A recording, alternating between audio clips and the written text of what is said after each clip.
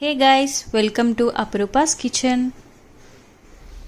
సోను, అమ్మోళ్ళ ఇంటికి వెళ్తానన్నావు కదా, డాడీకి చికెన్ పచ్చడి అంటే ఇష్టం అన్నావు కదా, చేద్దాంలే. నేను కర్రీ పాయింట్ నుంచి వచ్చాక చేద్దాం. సోను, చికెన్ తెచ్చానమ్మా. అత్తయ్య, చికెన్ ఫ్రై ఇలా చేసాం కదా, తర్వాత ఏం చేయాలి? ఫ్రై చేస్తాము. సోను, ఫ్రై అయిందమ్మా. చికెన్ పచ్చడికి పెడుతున్నా, చూడమ్మా. చూస్తానన్నావు కదా. కారం వేసుకోవాలి, గరం మసాలా వేసుకోవాలి. తగినంత వేసుకోవాలా అత్తయ్య? తగినంత అమ్మా. ఇప్పుడైతే నేను నార్మల్గా పెట్టేస్తున్నాను. తర్వాత కొంచెం కరివేపాకు పొడి, కొద్దిలా ఏంటిది జీరా పొడి, కొంచెం మెంతి పొడి, తగినంత ఉప్పు, తర్వాత నిమ్మరసం తగినంత. ఇలా కలుపుకోవాలి నాని.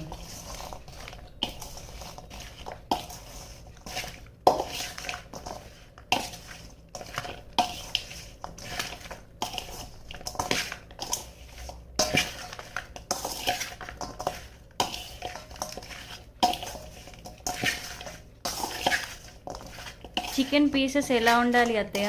చికెన్ పీసెస్ నార్మల్గా నేను కొట్టించానమ్మా, మనకే కదా.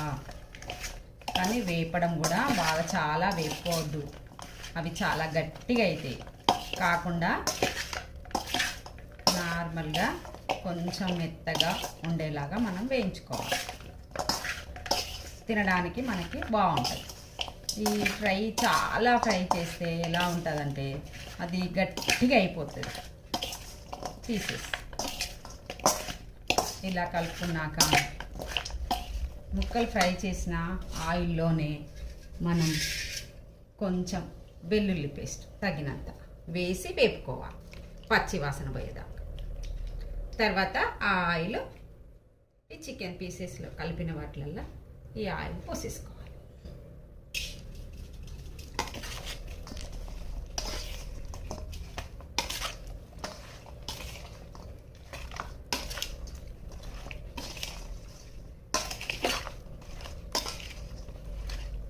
అన్నీ తగినంత వేసేసాను అందాజం బడి. ఎన్ని రోజులు ఉంటుంది అత్తయ్య ఈ పచ్చడి? 3 months ఉంటుంది పచ్చడి. ముక్క వేగకుంటే బాగా ఉండదని అంటారు, కానీ గట్టిగా లేకుండా